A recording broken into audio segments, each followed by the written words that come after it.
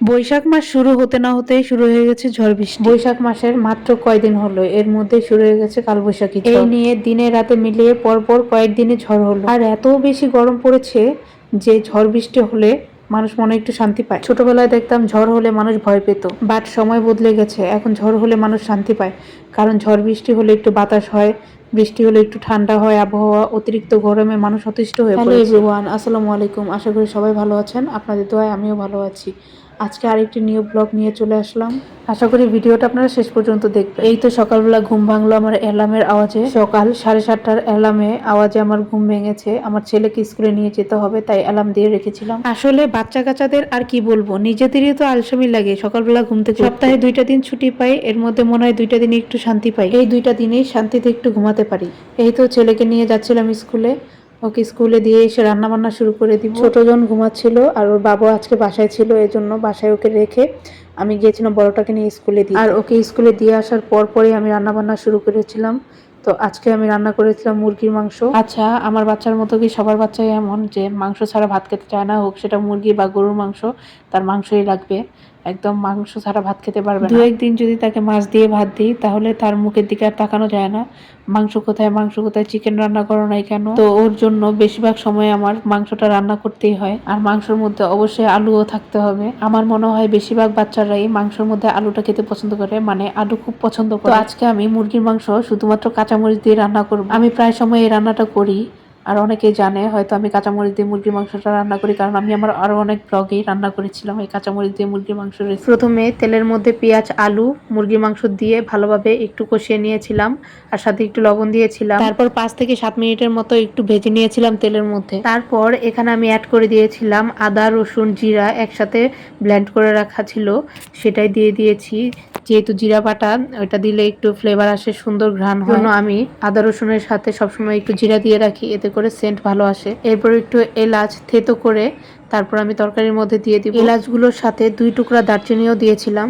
তারপর কাঁচামরিচগুলোকে মাঝখান থেকে ভেঙে টুকরা টুকরা করে দিয়েছিলাম, একদম পুরোপুরি কেটে দিইনি। পুরোপুরি কেটে দিলে দেখা যায় বেশি অতিরিক্ত পরিমাণে ঝাল হয়ে যায়, আর যদি মাঝখান থেকে চিড়ে ভেঙে দেওয়া হয় তাহলে কিন্তু আর বেশি ঝাল হয় না। যেহেতু মাংসটা শুধুমাত্র কাঁচামরিচ দিয়ে রান্না করা হবে, তাই কাঁচামরিচের পরিমাণটা একটু বেশি লাগবে, কারণ এখানে হলুদ বা অন্য কোনো মশলা বা গুঁড়া মরিচ কিছুই ব্যবহার করব না। রান্নাটায় শুধুমাত্র কাঁচামরিচ দিলেই ভালো লাগে। কিছু দিতে গেলে বেশি কিছু হলেই রান্নাটা নষ্ট হয়ে যায়, আর আগের মতো টেস্ট লাগে না, একদম পারফেক্ট টেস্ট আসে না। এই তো মুরগির মাংস রান্না শেষ করলাম।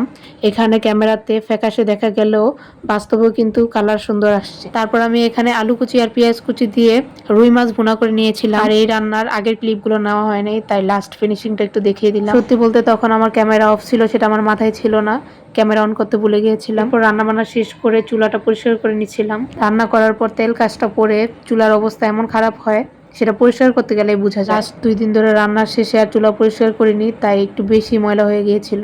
এরপর প্রায় সন্ধ্যার দিকে আমি আমার টেবিলটাকে একটুখানি পরিষ্কার করে তারপর টেবিল ক্লথটা বিছিয়ে নিয়েছিলাম। এই টেবিল ক্লথটা আর সাথে হচ্ছে গিয়ে 6টা চেয়ারের কভার, এগুলো আমি অনলাইনের একটা পেজ থেকে নিয়েছিলাম। প্রথমে যখন আমি হাতে পার্সেলটা পাই তখন আমি ভেবেছিলাম যে এটা দেখতে মনে হয় সুন্দর লাগবে না, টেবিলে বিছালে মনে হয় ভালো লাগবে না, কিন্তু বিশ্বাস করেন আপুরা, এটা সেটিং করার পরে এত সুন্দর লেগেছিল, এত ভালো লেগেছিল, এত সুন্দর একটা লুক এসেছিল। মাশাল্লাহ মাশাল্লাহ, আমার খুব ভালো লেগেছে। আমি আসলে সবসময় একটু কালারফুল জিনিসই চয়েস করি বেশি, বাট এই প্রথম আমি এটা কিনলাম একটু কালারফুল ছাড়া। টেবিল ক্লথ সেটিং করার পরই আমি চেয়ারের কভারগুলো সেটিং করে দিলাম। এই তো এই হচ্ছে আমার ডাইনিং এর ফাইনাল লুক। আমার ছেলেই করেছিল এই ভিডিওটা, যেহেতু ছোট মানুষ, যেভাবে পেরেছে ভিডিওটা করেছে। সে মানুষটা ছোট হলেও আমার থেকে বেশি শৌখিন এবং সে সাজিয়ে গুছিয়ে রাখতে পছন্দ করে। এরপর তাকে আমি জিজ্ঞেস করছিলাম, বলো তো কেমন হয়েছে ডাইনিং এর লুক। সেও আমাকে রিভিউ দিল যে মাশাল্লাহ মাশাল্লাহ, অনেক বেশি সুন্দর হয়েছে মা, সবাই আমার বাবাটার জন্য অনেক অনেক দোয়া করবেন যেন আমার বাবাটা মাশাল্লাহ অনেক বড় হয়। এরপর আরেকটা পার্সেলের কথা আমি ভুলেই গিয়েছিলাম,